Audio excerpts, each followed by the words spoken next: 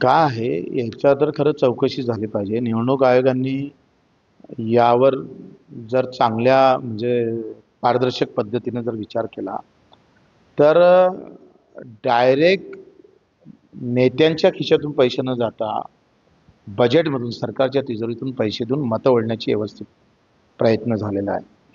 म्हणजे ही स्कीम लाडक्या बहिणीसाठी नव्हतीच, सत्तेत यासाठी होती.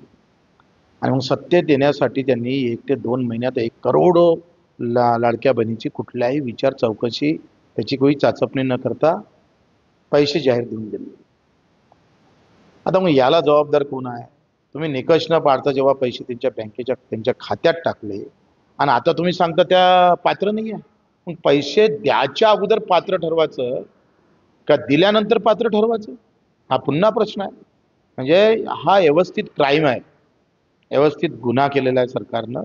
आणि आता त्याच्यातून पुन्हा बजेट आता बजेटमधला येणारा सगळा अडचणीचा विषय हाती घेऊन आता लाखो आमच्या बहिणींना त्याच्यातून बाहेर काढेल, मतं घेऊन घेतले आणि आता पैसे पण बंद करणार. व्यवस्थित चिटिंग आहे, व्यवस्थित फसवणूक आहे. आणि ही केलेली फसवणुकीच्या विरोधात ज्या लाडक्या बहिणीचे पैसे बंद झाले त्यांनी खरं तर रस्त्यावर उतरणं गरजेचं आहे.